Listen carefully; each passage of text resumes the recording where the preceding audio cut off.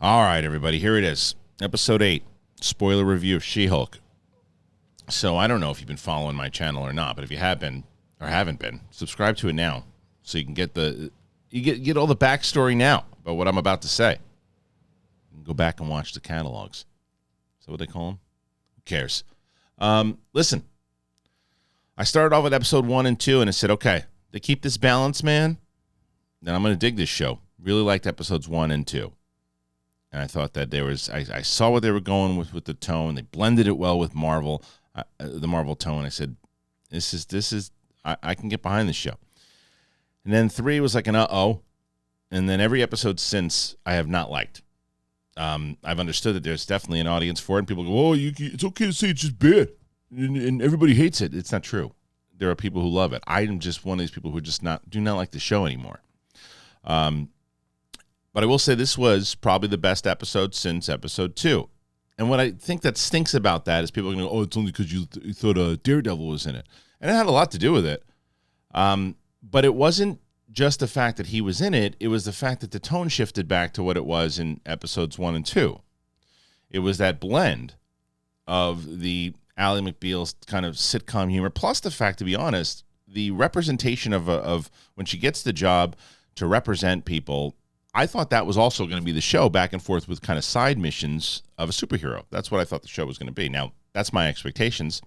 Doesn't necessarily mean that it's right or wrong the way that they did it. That was my expectations, and I thought it was a lot of people's expectations. This episode did that. And it started with me watching this asshole, and I'm like, okay, Leapfrog, whatever the hell his name is, Frogger, and people are like, oh, he's part of the comics. He's this. I can't stand that argument. He's part of the comics. What does that mean? Anybody can be part of the comics. How is it represented? And the second this guy's leaping off of things and getting kicked in the face and he sets himself on fire, I'm like, it just feels like the same type of tone of like, all right, they really like the boys, but they know they can't go that extreme, so let's just try to do the boys. And I was worried again. I'm like, okay. We're just going to get another one of these things. He wants to get represented, and now they're going to sue. Now they're going to sue the designer that she loves, and so now she's in a dilemma.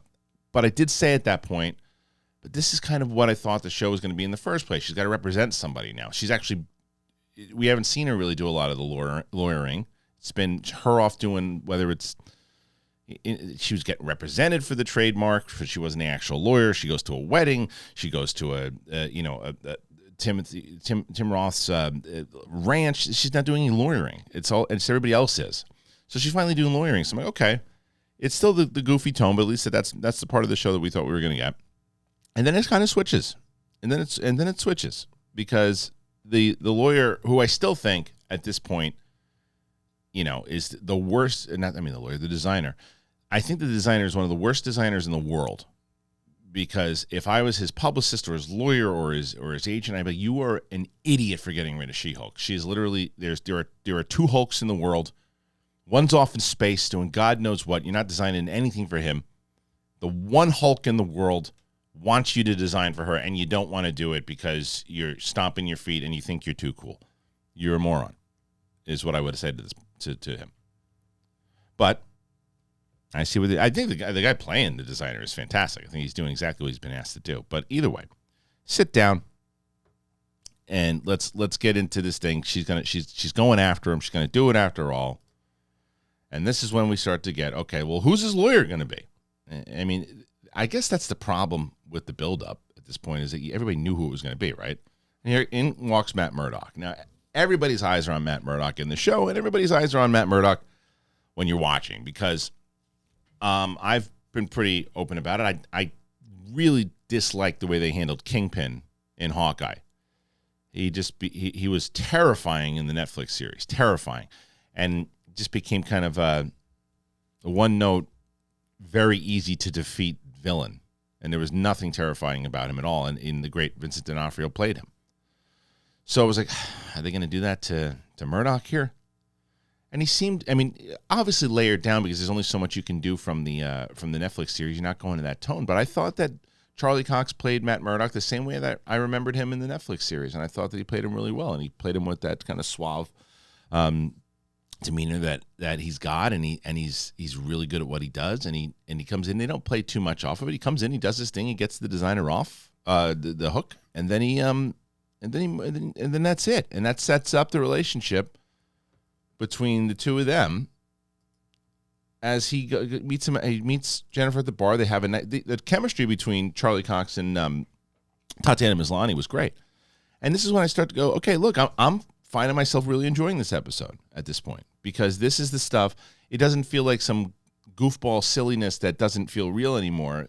These are like two real characters that I've thought Tatiana Maslany's been great this entire series, but I thought this is the type of stuff where she shines in, where she can actually bring a more real flavor to Jennifer Walters, and we know Matt Murdock's a good guy. We know that she's fallen for him, and it's like she's been the whole series, she's been falling for these turds, and they've been dickheads the whole time, every one of them, right? One way or another, whether they're using her for She-Hulk or whether they're, trying to stick her with a dart after she's sleeping. And we know Matt Murdock's a good guy. We know he's not going to screw her over. We know that there's another side to him.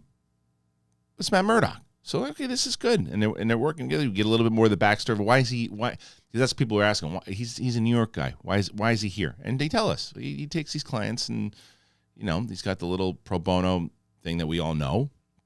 And he's got to come in, and he's got to do jobs every once in a while. And he's also got other stuff going on. So then he gets the phone call. He's got to go. And off we go to the races. Now we're going to go see Daredevil in his new hat. Oh, but you first get this putz.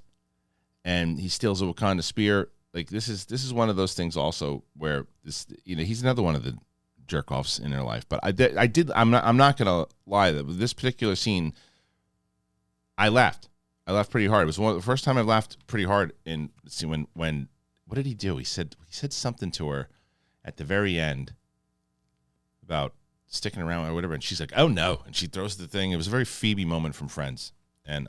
Well, I didn't laugh at that. I didn't tell you that you laughed at that. I said I laughed at that. And then she throws the thing into his stomach and takes off. But then she got more shit to do. Because when this is when the episode really picks up, obviously. She gets a phone call from Frogface that, hey, somebody's on my car trying to get me. So she goes to help, puts on the new outfit, or the outfit that the outfit she wore in with Bruce. And then she fights Daredevil, which is a great fight. It was great. You get to see him and his powers and how he's working with the new suit. They have a battle, fight, and then they're on the roof laughing. But again, it goes back to the chemistry. But what I thought was really great was once we get to this scene where he says, listen, I'm going to do my thing. I've done this a million times over. Let me flip off the roof. And she lets him flip off the roof. She thinks it's cool. They did show, that's the scene that they showed at D23, by the way, is him telling about the henchmen and all that, and you see their chemistry. But this hallway scene is a tip of the cap to the Netflix series, and they even played a little bit of the original theme inside of it, which I thought was cool. I've been doing that a lot lately, and I thought it was good. It's paying respect to what Charlie Cox and that whole team did over at Netflix, so I liked that. And then she comes in, she crashes the roof down, and they have a little laugh. They go in there, she throws a Frogger game on the floor, they beat the shit out of everybody. This idiot Frogface jumps out the window, breaks his leg like a putz. So that's what happens there. So before we get into her going to the gala and the end of the episode, and then they hit it off, literally. They go and they do the deed. He says, I got to go to New York. He ain't going anywhere yet. Get to the apartment. He does the walk of shame. I thought it was funny. People pissing and moaning about it is funny. It worked for the episode. I don't think that they ruined the character at all. I think it was consistent. I thought that Charlie Cox was great. I thought that this is an episode, again, where Tatiana Maslany shined. I think that they stayed away. I mean, minus the beginning stuff with the frog, that tone that I've been hating over the last couple of, I shouldn't say hate, really disliking over the last couple of episodes, was just there for a little bit. And even with the designer at the end, he's like, well, I'm not a monster. Of course I'll make the thing for you. And she goes to the gala, but she says beforehand, I thought this episode was over. It's ended on a high note, and then she sets you up. They mention the Red Hulk. She goes to the gala. They hacked her phone. She gets pissed off. We see Rage, She-Hulk, which we really haven't seen. And then, cops are on her, and she's in trouble. Now, Matt Murdock hasn't left yet, has he? I guess he has. He leaves that day, so he can't come. He should come back, take the red eye, come back and represent her. But I liked this episode. I did, and I liked that they didn't. I mean, Matt Murdock certainly had lines that were funny and things he said. Even when he walks in, he's like, "I was parking," and he's like, "I'm just kidding." Like he still has his personality. He still has that thing that he had. He's not like, huh? And doing those types. And a lot of these characters, it feels like every character goes from being normal to the, look at me with my jokes. I'm a sneaker fanatic now, and I gotta go to go get Avengers merch. Whatever it was, that whole episode. That lawyer was good when they started him off, and then he became a goof. Everybody becomes a goof on the show, and they didn't do that. They stayed consistent. I think episodes 1, 2, and 9 were consistent in what they were going for in the one set of the tone, and then blending it with the Marvel tone, because this definitely felt, this to me, 1 and 2 felt like a Marvel show. This felt like a Marvel show. But people are going to say it, and people are going to, of course, the only reason people like this was because Daredevil was in it. And that's, you're right. You want to say that, it's fine. And they can say that in the defense and the attack as well. Like, oh, you only like it because Daredevil was in it? It's a good show. You should like it because more so than just it's that. It's like, whatevs. This episode was good, and I liked what they did with Daredevil, and I know how it's going to end. I don't know though. I'll be honest. I don't know if I'm going to be watching season 2 for now. I don't know if it's. We'll see how it ends. But I will say this: I'm very interested in the continuation of Jennifer Walters by Tatiana Maslany in future Marvel projects. I think I love what she's doing with the role. I love what she's doing with the character. I'm glad that they're getting away from this whole thing of like, Jen finally gets confidence, and then it's exposed, and she gets pissed off because of this invasion of her privacy, and just enough is enough. I liked that. I was tired of the whole, like, she's such a nobody respects her, and she's Rodney Dangerfield of the Marvel Cinematic Universe, and she's not. She's an attractive woman with She-Hulk, without She-Hulk. She carries her. She's funny. She has all this. It's like they're just her friend, and 1 or 2 other people, and her parents obviously have respect for her, but everybody else didn't. And I'm glad that was kind of gone in this, and I thought that it was good because it was refreshing. It's the same thing like when I was talking about Cobra Kai. It's like, how long can Johnny and Daniel fight? Eventually, they got to be friends. And it's the same thing with this. Eventually, come on, let's move it. She's got confidence now, and she does in this one. All right, I'm sure we're gonna get a lot of conversation on this one.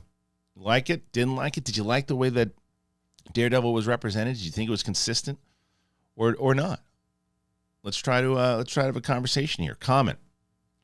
I'm going to challenge you guys. Can we get to 500 comments? Let's get to 500 comments. Let's see if you can do it and have a conversation with each other, with me, the whole 9. And if you haven't already done it, and you're brand new to the channel, subscribe to it, will you? Let's get to 70,000 by the end of the year. Help me out here. Let's do it. All right, everybody. It is She-Hulk, and I appreciate you. Peace.